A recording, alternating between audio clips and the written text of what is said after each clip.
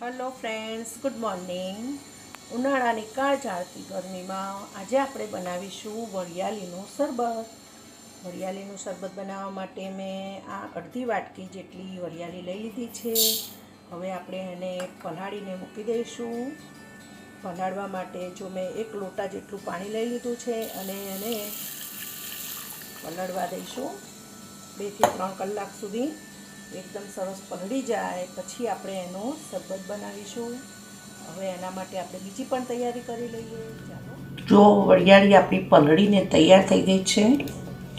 હવે આપણે એને મિક્સચરમાં પીસીને એનું શરબત બનાવીશું.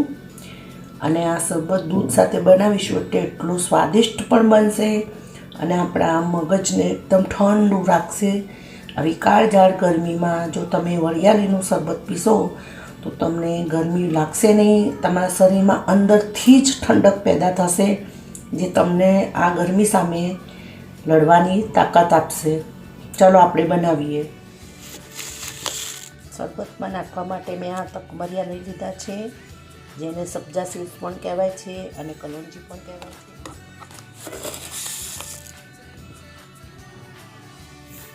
આની તાસીર પણ એકદમ ઠંડી હોય છે એટલે હવે હું આને પલાળીને મૂકી દઈશ. જુઓ, મેં એને પલળવા મૂકી દીધા છે. હવે આ પલળશે એટલે તરત જ ફૂલવા મળશે અને ફૂલે એટલે એને આ ગુણવત્તામાં વધારો થઈ જાય છે. જુઓ, અને એ પણ આપણા હેલ્થ માટે બહુ સરસ હોય છે. જો મિક્સચરમાં મેં વરિયાળી કાઢી લીધી છે. હવે આપણે એની અંદર દૂધ એડ કરીશું.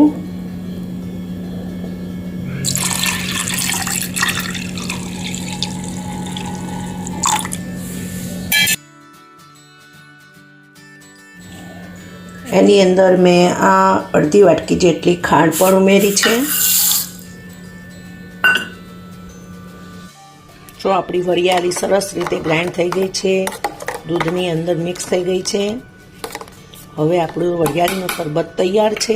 એની અંદર આપણે તકમરિયા નાખી. જો આ બાજુ તકમરિયા પણ ફૂલીને તૈયાર થઈ ગયા છે.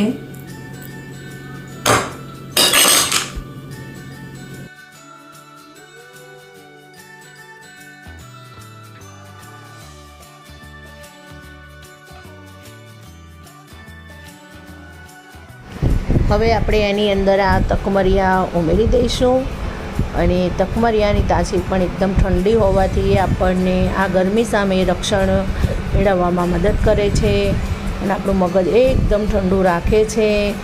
આ રીતે શરબત જો પીએ તો આપણને કોઈ તકલીફ પડતી નથી અને ગરમી તો જાણે લાગતી જ નથી એવું લાગે છે.